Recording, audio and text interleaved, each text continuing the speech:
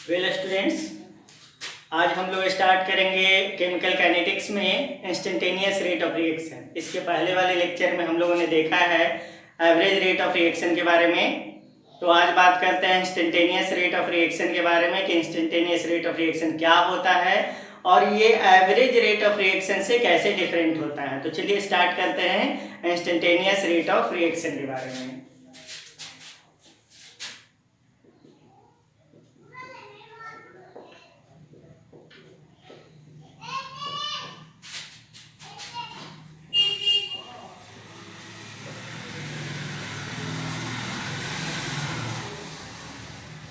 चलिए देखिए, नाम से पता है, नाम देख लीजिए यहाँ पे कि इंस्टेंटेनियस मतलब कि इसका होता है कि इंस्टेंटेनियस मतलब कि बहुत ही स्मॉल टाइम इंटरवल के लिए 2 सेकेंड 4 सेकेंड 5 सेकेंड 10 मिनट, इस तरह से बहुत ही स्मॉल टाइम इंटरवल के लिए अगर हम लोग रेट ऑफ रिएक्शन फाइंड करते हैं किसी भी रिएक्शन का, तो उसको हम लोग इंस्टेंटेनियस रेट ऑफ रिएक्शन कहते हैं।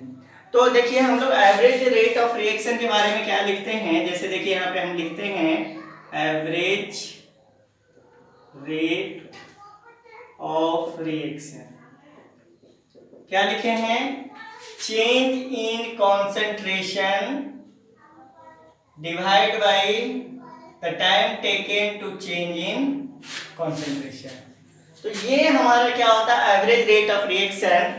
और इसके जगह पे अगर हम लोग इंस्टेंटेनियस रेट ऑफ रिएक्शन की बात करें तो इंस्टेंटेनियस रेट ऑफ रिएक्शन में ये जो चेंज ऑफ, ऐसे हम लोग बोलते हैं फॉर इंस्टेंट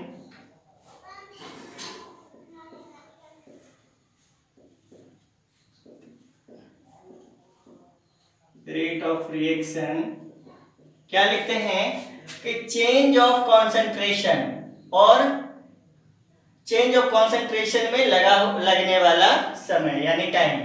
तो change of concentration tends to, इसका मतलब होता है टेंड्स टू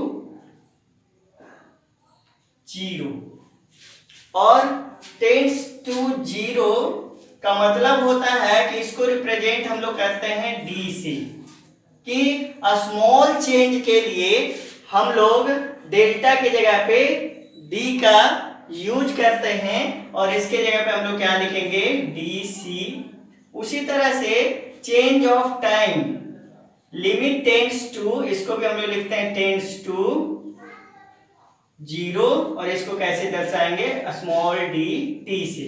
तो जैसे देखिए बिग टाइम इंटरवल के लिए हम लोगों ने क्या किया कि डेल्टा का यूज किया चेंज के लिए, बड़े इंटरवल में चेंज के लिए, और उसी के लिए अगर चेंज बहुत ही मिनिमम हो, बहुत ही छोटा हो, तो बहुत ही छोटे के लिए हम लोग टेंड्स टू 0 मतलब 0 के करीब चेंजिंग 2 सेकेंड 4 सेकेंड 5 सेकेंड के लिए हम लोग डेल्टा के जगह पे स्मॉल डी को यूज करते हैं। तो यहां से हम लोग क्या लिखेंगे इंस्टेंटेनियस रेट ऑफ रिएक्शन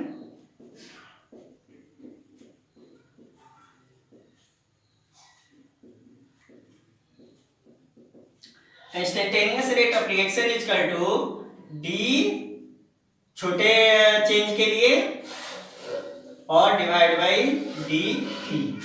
अब देखिए जनरली जब हम किसी भी रिएक्शन की बात करते हैं तो उस रिएक्शन में हम लोग छोटे छोटे अंतराल पे क्या उसके कंसंट्रेशन में चेंजिंग हो रही है, कितना रिएक्टेंट प्रोडक्ट में बदल रहा है, तो इस छोटे छोटे चेंजिंग, जैसे मान लीजिए कोई रिएक्शन परफॉर्म हो रहा है तो उसमें 2 मिनट के बाद क्या चेंजिंग हुआ, 10 मिनट के बाद क्या चेंजिंग हुआ, 10 सेकेंड के बाद क्या चेंजिंग हुआ, इस छोटे समयांतराल में जो कॉन्सेंट्रेशन में चेंजिंग होता है उसे जनरली पता किया जाता है। और ये जो केमिकल काइनेटिक्स है, यहाँ पे रेट ऑफ रिएक्शन जो हमें फाइंड करना है वो किस में फाइंड करना है इंस्टेंटेनियस रेट ऑफ रिएक्शन में। तो चलिए डिफाइन कर लेते हैं पहले इंस्टेंटेनियस रेट ऑफ रिएक्शन को।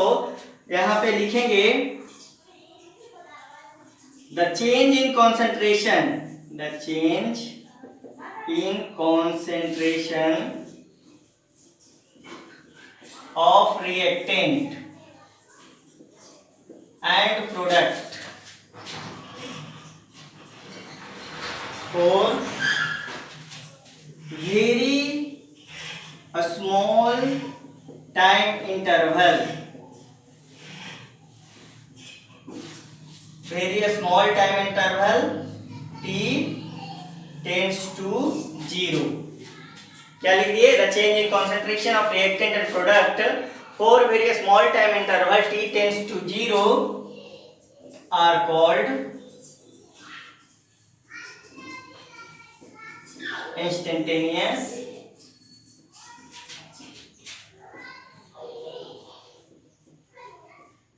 rate of reaction. तो ऑलवेज ध्यान दीजिएगा, एवरेज रेट ऑफ रिएक्शन में चेंज इन कॉन्सेंट्रेशन को डेल्टा से डिनोट करते हैं, यहाँ पे ध्यान दीजिएगा। और जब इंस्टेंटेनियस रेट ऑफ रिएक्शन हम फाइंड करते हैं तो वहाँ पे चेंज ऑफ कॉन्सेंट्रेशन को हम लोग स्मॉल डी से डिनोट करते हैं, चाहे तो चेंज ऑफ कॉन्सेंट्रेशन की बात हो या फिर चेंज ऑफ कॉन्सेंट्रेशन में लगने वाले समय की बात हो, दोनों को स्मॉल डी से डिनोट करते हैं। तो ऑलवेज ध्यान रखिएगा, इंस्टेंटेनियस रेट ऑफ रिएक्शन में डेल्टा की जगह पे स्मॉल डी यूज करेंगे और एवरेज रेट ऑफ रिएक्शन में डेल्टा के मतलब स्मॉल डी की जगह पे डेल्टा को यूज करेंगे। तो ये इंस्टेंटेनियस रेट ऑफ रिएक्शन है। अब देखिए, instantaneous rate of reaction generally एक ग्राफ के माध्यम से हम लोग पता करते हैं कि मान लिया जाए कि किसी भी रेट ऑफ रिएक्शन का एक ग्राफ दिया हुआ है जिसमें कि उसका ग्राफ का कर्व दिया हुआ है और उस ग्राफ के कर्व के आधार पे अगर हम चाहें तो उस रिएक्शन का इंस्टेंटेनियस रेट ऑफ रिएक्शन पता कर सकते हैं। तो उसको कैसे पता करेंगे उसके बारे में हम डिस्कस करेंगे।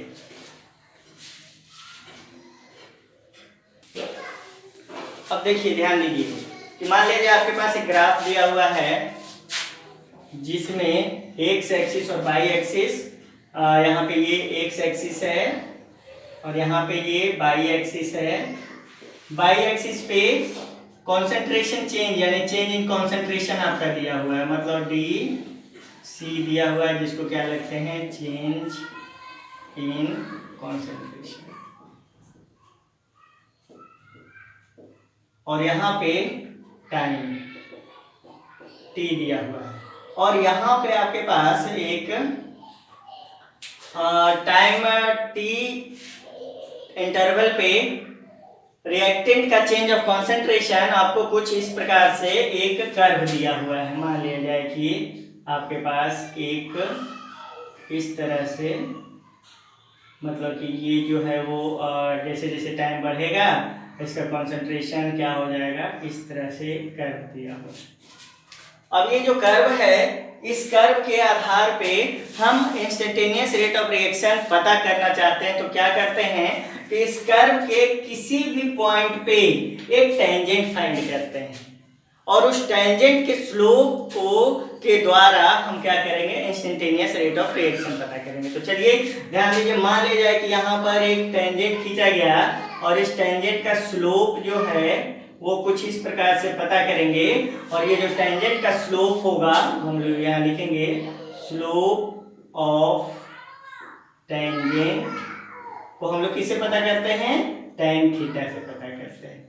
तो यहाँ पर ध्यान दीजिएगा कि अगर कोई ग्राफ है जिसके माध्यम से आपको रेट ऑफ रिएक्शन दिखाया गया है, यहाँ पे change of concentration y axis पे और change in time x axis पे दिखाया गया है और इसमें ये जो कर्व दिखा रहा है, ये कर्व आपको बता रहा है कि रिएक्शन में किस प्रकार से चेंजिंग हो रहा है। तो हम किसी भी पॉइंट पे यहाँ किसी भी जगह किसी भी पॉइंट पे एक टेंजेंट अगर निकाल लें तो उस पॉइंट पे खींचे गए टेंजेंट का जो स्लोप होगा वही किसको देगा, इंस्टेंटेनियस रेट ऑफ रिएक्शन को देगा। तो यहाँ पर हम लिखते हैं कि when graph drawn of graph drawn of rate of reaction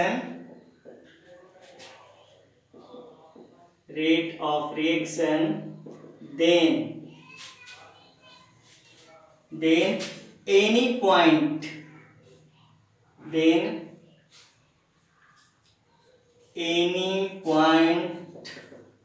of curve, then any point of curve, slope of any point of curve लिखिए, ज्यादा बेहतर रहेगा। then a tangent drawn on any point of curve, then slope of this tangent gives instantaneous rate of reaction.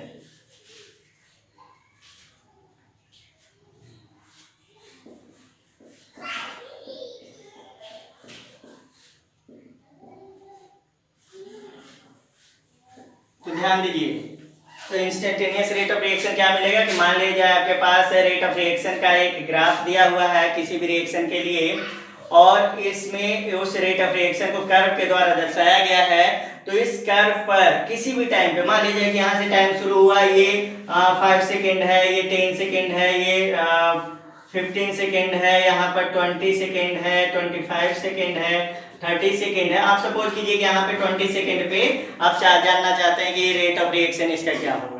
तो 20 second पे के curve के point पे आप क्या कर लीजिए, एक टेंजेंट ड्रॉ कर लीजिए। उस टेंजेंट पे आप क्या कर लीजिए कि इस टेंजेंट का जैसे ही स्लोप फाइंड करेंगे, यह स्लोप आपको इंस्टेंटेनियस रेट ऑफ रिएक्शन दे देगा। तो यहाँ पर लिखेंगे, क्या लिखेंगे, instantaneous rate of reaction, instantaneous rate of reaction is equal to, क्या लिखते हैं, equal to slope of tangent on curve. और इंस्टेंटेनियस रेट ऑफ रिएक्शन क्या लिखते हैं, dc/dt is equal to tan theta. और इस तरह से आप क्या कर सकते हैं, instantaneous rate of reaction find कर सकते हैं। तो दो तरह की चीजें, सबसे पहले तो इंस्टेंटेनियस रेट ऑफ रिएक्शन बहुत ही स्मॉल टाइम के लिए हम पता कर रहे हैं, छोटे से समय अंतराल के लिए। तो छोटे से समय अंतराल को दर्शाने के लिए लिमिट टेंड्स टू 0 पे जाते हैं, जिसको किससे दर्शाते हैं, हम d से दर्शाते हैं, यानी चेंज ऑफ कंसंट्रेशन को d से दर्शाइए और टाइम इंटरवल को हम लोग d से दर्शाएं। और अगर आपको किसी भी रेट ऑफ रिएक्शन का ग्राफ दे दिया गया है, तो उस ग्राफ में आपको क्या, ग्राफ का जो कर्व आपको दिया जाएगा, उस कर्व का क्या करना है, आपको कर्व का एक किसी भी पॉइंट पे, जिस पॉइंट पे जितने टाइम इंटरवल पे आपको क्या चाहिए, रेट ऑफ रिएक्शन चाहिए, मान लीजिए यहाँ से चाहिए, तो आप यहाँ से एक टेंजेंट ड्रॉ कर लीजिए। टेंजेंट ड्रॉ करके इसका एक स्लोप निकाल लीजिए, और जैसे ही स्लोप निकालिएगा तो वो क्या दे देगा, आपको इंस्टेंटेनियस रेट ऑफ रिएक्शन देगा। तो इन दो चीजों को ध्यान रखना है। सबसे पहले तो instantaneous rate of reaction limit tends to 0, यानी कि डेल्टा की जगह पे स्मॉल डी का यूज करेंगे। और दूसरी बात, रेट ऑफ रिएक्शन अगर ग्राफ है हमारे पास, तो उस ग्राफ में कर्व के किसी भी पॉइंट पे टेंजेंट ड्रॉ करके उसका स्लोप फाइंड करेंगे, और उसी स्लोप के द्वारा हम क्या पता कर लेंगे, रेट ऑफ रिएक्शन। और टेंजेंट का स्लोप पता करने के लिए हम tan थीटा से पता करते हैं, और इस तरह से हमें इंस्टेंटेनियस रेट ऑफ रिएक्शन मिल जाएगा। तो चलिए, ये तो हो गया इंस्टेंटेनियस रेट ऑफ रिएक्शन। अब इसके आगे हम बात करते हैं कि चेंज इन कॉन्सेंट्रेशन। जैसे मान लीजिए कि हमारे पास क्या है कि एक रिएक्शन है जो कि पार्शियल, मतलब कि गैसियस रिएक्शन है। तो गैसियस रिएक्शन में रेट ऑफ रिएक्शन कैसे पता करेंगे, उसके बारे में बात करते हैं।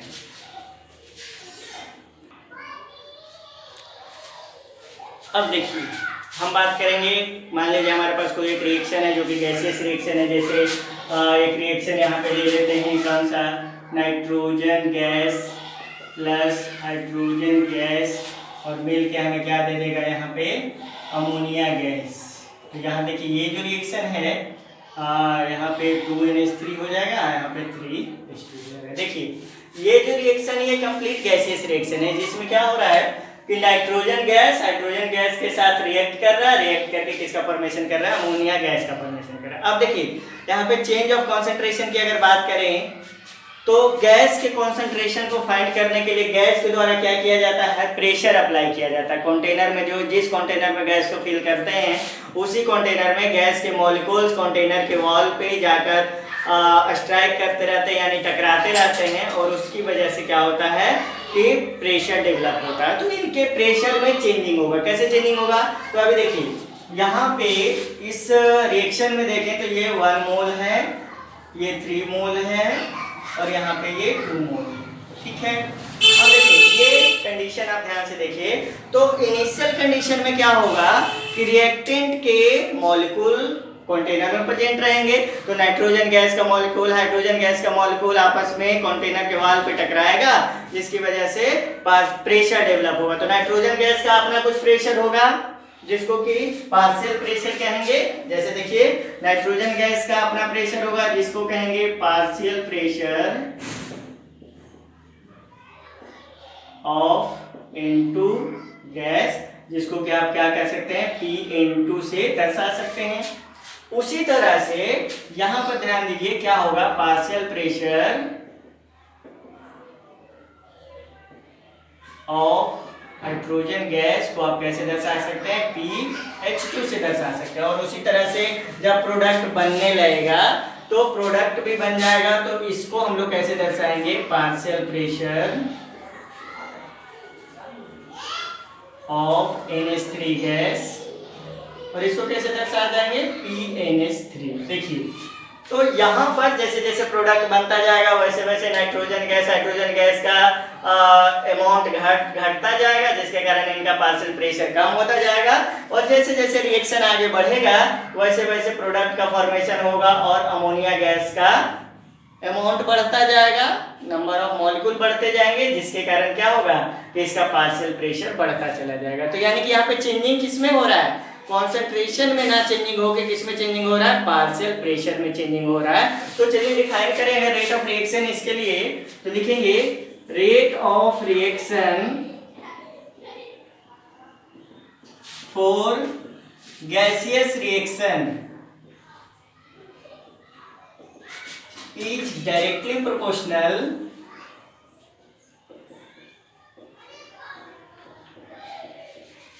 to the change in partial pressure of reactant and product in time intervals। ध्यान दीजिए तो क्या हो गया कि टाइम इंटरवल में मतलब कि जैसे जैसे टाइम बढ़ेगा टाइम चेंजिंग करेगा वैसे वैसे टाइम इंटरवल में क्या होगा कि पार्शियल प्रेशर में कमी या वृद्धि, यानी कम होना या ज़्यादा होना पार्शियल प्रेशर में दिखेगा आपको यहाँ पे, और वही इसका क्या कहलाएगा, रेट ऑफ रिएक्शन कहलाएगा। तो यहाँ पे देखिए हम लोग क्या लिख सकते हैं, rate of reaction for gaseous reaction is equal to change of partial pressure of reactant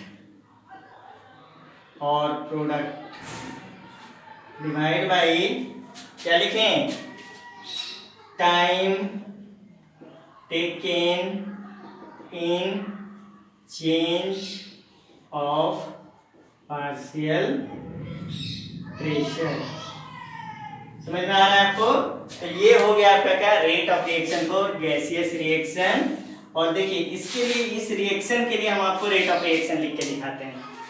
तो चलिए अब यहाँ पर हम लोग क्या करेंगे कि इस रिएक्शन के लिए हम आपको क्या करें कि रेट ऑफ रिएक्शन लिख के दिखाते हैं कि रेट ऑफ रिएक्शन हम लोग कैसे लिखें।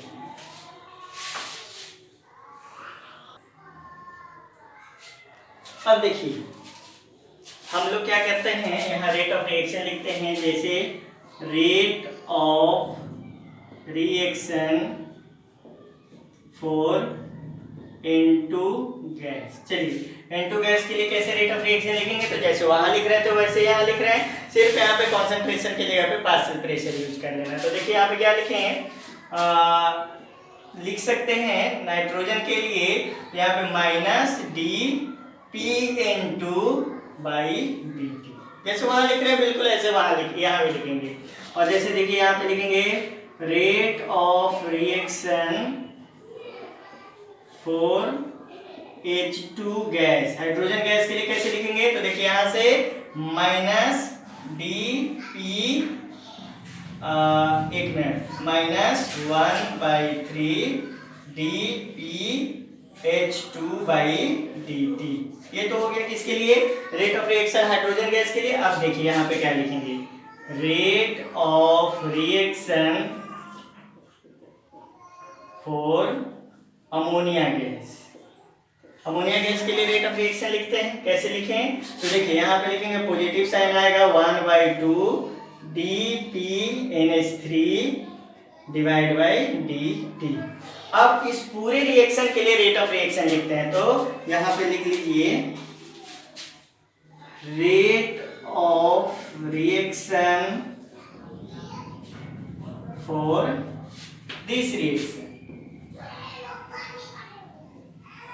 तो इस रिएक्शन के लिए रेट ऑफ रिएक्शन लिखेंगे कैसे? तो सबको एक साथ लेके आ जाइए, क्या लिख दीजिए यहाँ पे, -dP/dt बराबर -1/3 DPH2/dt बराबर 1/2 DPNH3/dt। चलिए, तो ये हो गया आपका रेट ऑफ रिएक्शन किसके लिए? इस पूरे रिएक्शन के लिए रेट ऑफ रिएक्शन होगा। ध्यान दीजिएगा, स्मॉल डी यूज करेंगे तो instantaneous rate of reaction, delta अगर यहाँ पे यूज कर लें तो एवरेज रेट ऑफ रिएक्शन। और जनरली इस चैप्टर में हम लोग इंस्टेंटेनियस रेट ऑफ रिएक्शन के लिए ही बात करेंगे। आगे चल के जितने भी तरह के रिएक्शंस हम पढ़ेंगे उन सबों में इंस्टेंटेनियस रेट ऑफ रिएक्शन की बात करेंगे। इसलिए आप डेल्टा ना यूज करके हम सब जगह पे क्या करेंगे, स्मॉल डी को यूज करेंगे चेंज के लिए।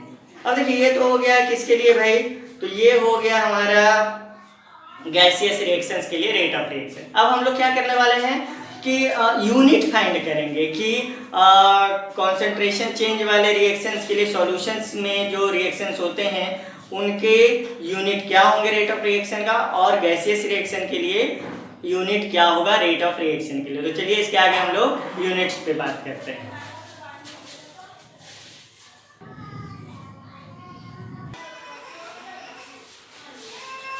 चलिए अब हम लोग बात कर लेते हैं unit of rate of reaction के लिए। तो चलिए देखिए क्या लिखते हैं हम लोग, rate of reaction equal to क्या लिखते हैं, चेंज इन कॉन्सेंट्रेशन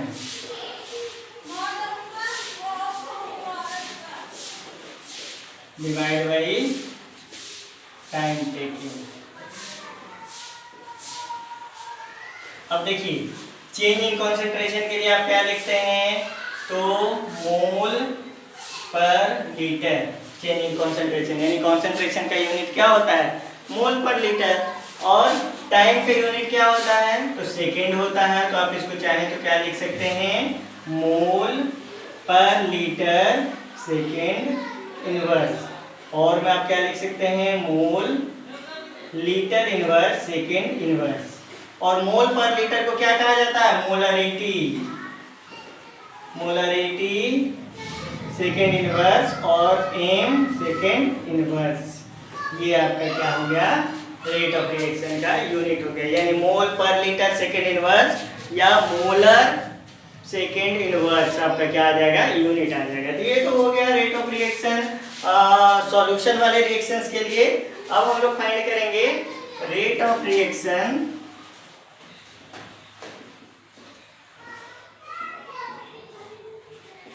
अब फाइंड करेंगे rate of reaction for gaseous reaction.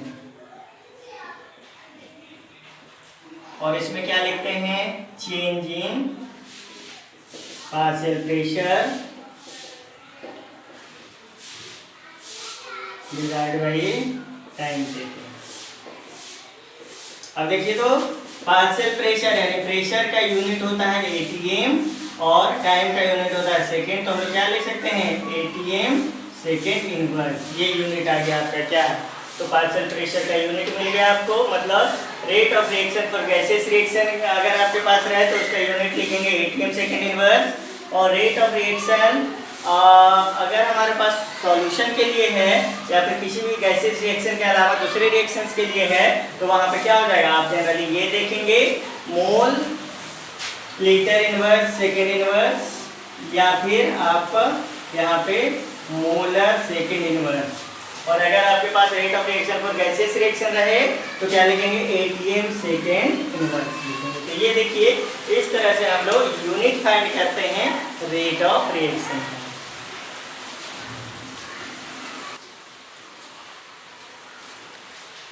चलिए स्टूडेंट्स, अब बात करते हैं हम लोग factor affecting rate of reaction के बारे में कि रेट ऑफ रिएक्शन के कौन कौन से फैक्टर हैं जो उसको अफेक्ट कर सकते हैं। मतलब अफेक्ट करने का मतलब क्या है, रेट ऑफ रिएक्शन को या तो बढ़ा सकते हैं या घटा सकते हैं। तो कौन कौन सा यहाँ पे फैक्टर यूज होगा, तो जनरली देखिए कि मान लीजिए कोई रिएक्शन चल रहा है तो उसमें आप चेंज ऑफ कॉन्सेंट्रेशन कर दीजिए, यानी रिएक्टेंट का अमाउंट या तो बढ़ा दीजिए या प्रोडक्ट का अमाउंट घटा बढ़ा दीजिए। उससे क्या हो जाएगा, रेट ऑफ रिएक्शन में चेंजिंग आ जाएगा। तो रेट रिएक्टेंट के कॉन्सेंट्रेशन में चेंजिंग करके भी आप क्या कर सकते हैं, रेट ऑफ रिएक्शन को अफेक्टेड कर सकते हैं। उसी तरह से दूसरी बात अगर हम लोग करें कि कॉन्सेंट्रेशन के अलावा आप प्रेशर, अगर गैसियस रिएक्शन है तो वहाँ पे क्या कर सकते हैं, प्रेशर बढ़ा या घटा के भी आप रेट ऑफ रिएक्शन को चेंज कर सकते हैं। उसी तरह से यहाँ पे एक फैक्टर और आता है जिसको टेम्परेचर कहते हैं। टेम्परेचर देखिए, रिएक्शन हमारे पास दो तरह के होते हैं, एक एक्सोथर्मिक रिएक्शन और दूसरा एंडोथर्मिक रिएक्शन। यहाँ पे टेम्परेचर बहुत बड़ा मैटर करता है। तो टेम्परेचर बढ़ाने या घटाने से रेट ऑफ रिएक्शन क्या होता है, अफेक्टेड होता है। मतलब रेट ऑफ रिएक्शन बढ़ सकता है, रेट ऑफ रिएक्शन घट सकता है। किससे, टेम्परेचर बढ़ाने या घटाने से। उसके अलावा एक और फैक्टर है यहाँ पे जो रेट ऑफ रिएक्शन को चेंज कर सकता है, वो है आपका कैटेलिस्ट। सरफेस केमिस्ट्री में आपको कैटलिस्ट के बारे में बताया गया है कि कैटलिस्ट क्या होता है। कैटलिस्ट एक ऐसा प्रोडक्ट होता है या फिर ऐसा मटेरियल होता है जो कि रेट ऑफ रिएक्शन को, रिएक्शन के रेट को या तो बढ़ा सकता है या तो घटा सकता है। तो ये सब कैसे इफेक्ट करते हैं रेट ऑफ रिएक्शन को, उसी को स्टडी करने के लिए हम यहाँ पे बात करते हैं factor affecting rate of reaction. और factor affecting rate of reaction में सबसे पहले हम लोग बात कर लेते हैं किसके बारे में, कॉन्सेंट्रेशन, यानी कि चेंज इन कॉन्सेंट्रेशन के माध्यम से। तो सबसे पहला आपके पास आ जाता है चेंज इन कॉन्सेंट्रेशन। कॉन्सेंट्रेशन में चेंजिंग करके कैसे हम रेट ऑफ रिएक्शन को बढ़ा सकते हैं या घटा सकते हैं। तो सबसे पहले आपको ध्यान देना है कि रिएक्शन कैसे परफॉर्म होता है। जैसे देखिए, मान लिया जाए आपके पास एक कंटेनर है और इस कंटेनर में आपने क्या किया है, रिएक्टेंट को रखा। जैसे रिएक्टेंट के रूप में हम यहाँ पे ऐसा करते हैं कि हाइड्रोजन, या फिर ऐसा कीजिए कि कोई पर्टिकुलर नाम ना लेके हम ए बी लिखते हैं। तो यहाँ पे दो रिएक्टेंट हैं, A B, B A, B A. देखिए ये हमारे पास रिएक्टेंट है। कितना रिएक्टेंट है भाई, तो देखिए ए के कितने मॉलिक्यूल है, 1 2 3 4, बी के भी 1 2 3 4 मॉलिक्यूल हैं। अभी रेट ऑफ रिएक्शन चल रहा है नॉर्मल तरीके से। तो यहाँ पर एक बात ध्यान देना है आपको कि रिएक्शन तभी परफॉर्म होता है, जैसे मान लीजिए दो रिएक्टेंट हैं और ये किसी भी कंटेनर में आपस में इधर उधर घूम रहे हैं। तो जब ये घूम रहे हैं तो इनके घूमने से कुछ नहीं होगा, कोई रिएक्शन परफॉर्म नहीं होगा, कोई प्रोडक्ट का फॉर्मेशन नहीं होगा। प्रोडक्ट कब बनेगा, जब ये दोनों आपस में टकराएंगे और टकराने के बाद एक नए प्रोडक्ट में कन्वर्ट होंगे। जैसे फॉर एग्जांपल आपको बताते हैं कि एक रूम है, कमरा है, और उस कमरे में क्या है ना कि दो स्टूडेंट को या ऐसा किया गया है कि आँख में पट्टी बांध दी, और पट्टी बांधने के बाद उनको क्या किया गया कि बोला गया कि आप दौड़िए इसमें। तो वो आँख में पट्टी बांध के दौड़ रहे हैं और आपस में एक दूसरे से टकरा नहीं रहे हैं और ना ही दीवार में कहीं पे टकरा रहे हैं। तो जब तक किसी से टकराएंगे नहीं तब तक उनका क्या होगा कि कोई उनमें चेंजिंग नहीं आएगा। कहने का मतलब कि माथा उठा फूटेगा नहीं, जब टकराएंगे तभी तो माथा फूटेगा उनका।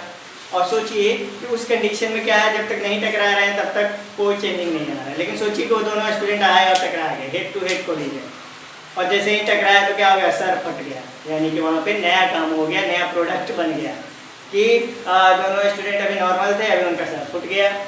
तो ये है प्रोडक्ट बनने का कहानी कि प्रोडक्ट तभी बनेंगे जब रिएक्टेंट आपस में जाके कोलाइड करेंगे, टकराएंगे, और जब टकराएंगे तो प्रोडक्ट का फॉर्मेशन होगा। इसको कॉलिजन थ्योरी कहते हैं। आगे चल के हम कॉलिजन थ्योरी को डिस्कस करेंगे और उस कॉलिजन थ्योरी में आपको बताया जाएगा कि किस तरह से रिएक्टेंट मॉलिक्यूल्स जब आपस में टकराते हैं तो उनसे नए प्रोडक्ट का फॉर्मेशन होता है। तो यहाँ पर उस कोलिजन थ्योरी को ध्यान से समझिए कि अभी क्या है कि 4 A मॉलिक्यूल हैं और 4 B के मॉलिक्यूल हैं। ये चारों मॉलिक्यूल आपस में घूम रहे हैं यहाँ पे, और ज़्यादा स्पेस होने की वजह से, इनका कॉन्सेंट्रेशन कम है तो ज़्यादा स्पेस होने की वजह से ये इधर उधर घूम रहे हैं, लेकिन किसी से कोई टकरा नहीं रहा, और बहुत कभी कभी टकरा रहा तो कभी कभी प्रोडक्ट का फॉर्मेशन हो रहा है। लेकिन सोचिए कि हम ऐसा करें कि इनका नंबर बढ़ा दें भाई। चलिए A B A B A B A B A B A B। देखिए बहुत सारे मॉलिक्यूल्स को हमने बढ़ा दिया, कॉन्सेंट्रेशन बढ़ा दिया। अब जब कॉन्सेंट्रेशन इनका बढ़ गया तो अब इनका जब ये रैंडमली घूमेंगे तो घूमने पर टकराने यानी कोलाइड करने का चांसेस बढ़ जाएगा, और जब कोलाइड करने के चांसेस इनके बढ़ जाएंगे तो इनके कोलाइड करने के चांसेस बढ़ने के कारण प्रोडक्ट का फॉर्मेशन ज़्यादा हो जाएगा। तो जितना जल्दी जल्दी प्रोडक्ट बनेगा यानी रेट उनका बढ़ जाएगा। तो रेट कैसे बढ़ा? इनके कॉन्सेंट्रेशन को बढ़ाने में। अगर कॉन्सेंट्रेशन कम कर दिया जाता तो इनका नंबर कम हो जाएगा, नंबर कम हो जाएगा तो क्या हो जाएगा, ये आपस में बहुत ही स्लो रेट से टकराएंगे या फिर नहीं भी टकराएंगे, तो इनका प्रोडक्ट बनने का प्रोसेस धीमा हो जाएगा और इनका प्रोडक्ट अब धीरे धीरे बनेगा, यानी रेट ऑफ रिएक्शन घट गया। तो इसका मतलब ये हुआ कि रिएक्टेंट के कॉन्सेंट्रेशन को बढ़ाने से रेट ऑफ रिएक्शन बढ़ता है, और रिएक्टेंट के रेट ऑफ मतलब ये रिएक्टेंट के कॉन्सेंट्रेशन को घटाने से रेट ऑफ रिएक्शन क्या होता है, घटता है। तो चलिए इसको हम लोग नोट कर लेते हैं। यहाँ पे चेंज इन कॉन्सेंट्रेशन, यहाँ पे लिखते हैं change in concentration of reactant is directly proportional to rate of reaction। ये ध्यान रखिएगा कि change in concentration of reactant is directly proportional to rate of reaction। और यहाँ पे एक पॉइंट नोट आउट कर देंगे, on increasing the number of reactant molecules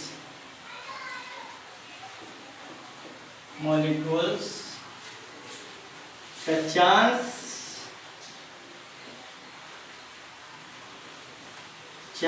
to collide with each other, reactant molecules, the chance to collide with each other are increases। Due to this, the rate of formation of product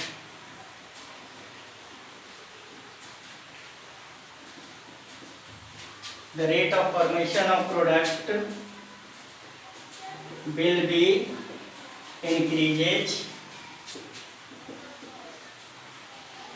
so rate of reaction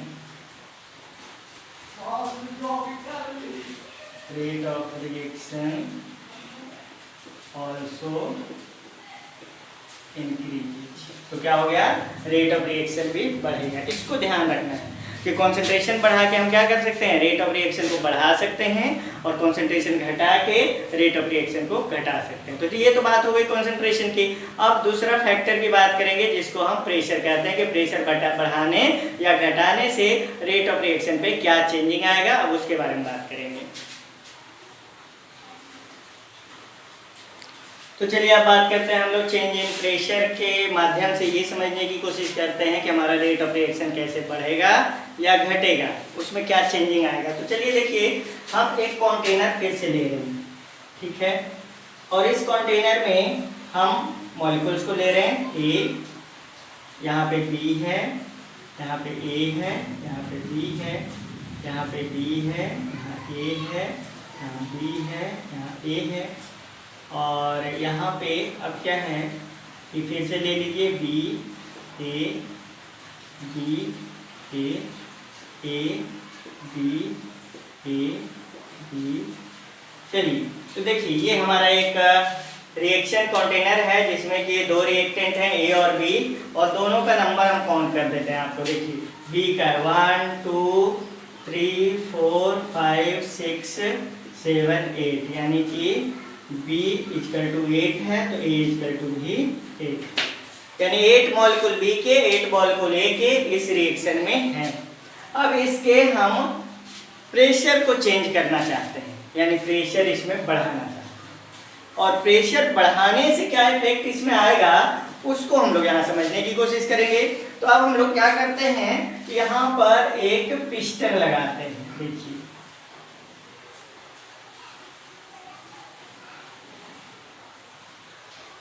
ये एक piston लगाया गया और इस piston से ऊपर से नीचे प्रेशर लगाया जाएगा। जैसे कि ध्यान दीजिए कि आप डिस्पोजल सिरिंज होता है ना, जैसे इंजेक्शन देते हैं तो उसमें क्या कीजिए कि ये वाटर फिल कर दीजिए। आप वाटर फिल करने के बाद ऊपर वाले पिस्टन को दबाइए, तो वही पिस्टन होता है जिसको दबाते हैं तो वाटर आगे निकलता है। तो उसी तरह से यह एक क्या है, पिस्टन। लिख देते हैं यहाँ पे, ये क्या है, पिस्टन। अब देखिए ये जो पिस्टन है, इस पिस्टन को जब हम नीचे की ओर दबाएंगे तो नीचे की ओर दबाएंगे तो इसका वॉल्यूम कमेगा।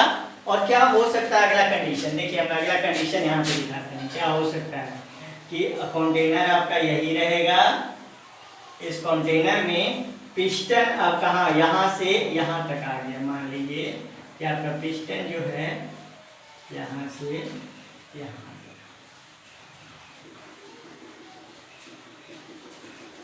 देखिए यहाँ से यहाँ पिस्टन आ गया, तो जाहिर सी बात है कि ये जो मॉलिक्यूल्स होंगे वो ज्यादा नजदीक आ जाएंगे। जैसे देखिए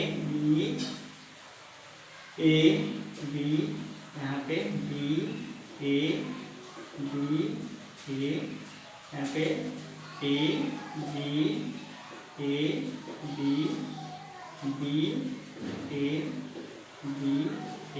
देखिए अब क्या हो गया कि मॉलिक्यूल ज्यादा नजदीक आ गए। यहाँ ज्यादा दूर थे, प्रेशर अप्लाई किए, मॉलिक्यूल ज्यादा नजदीक आ गए, इनके कोलाइड करने का चांस बढ़ गया।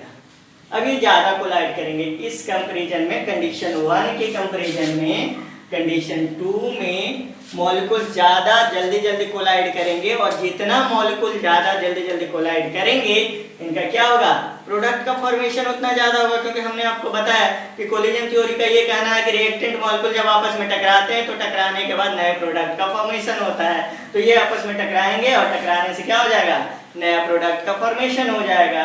तो ये जो नया प्रोडक्ट का फॉर्मेशन हुआ वो उसका रेट बढ़ गया।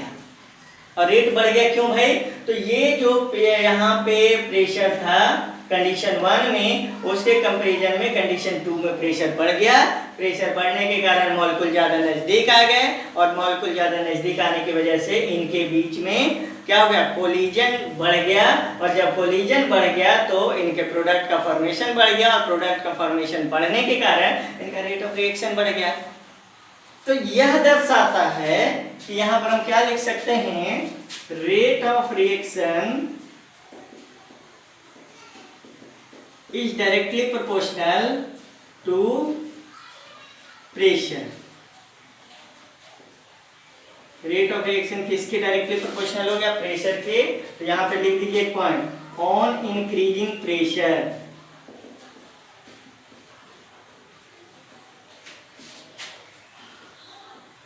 on increasing pressure the molecules of reactant will come closer. Due to this the chances of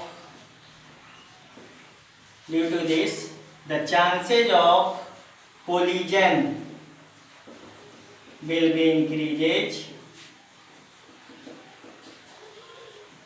so rate of reaction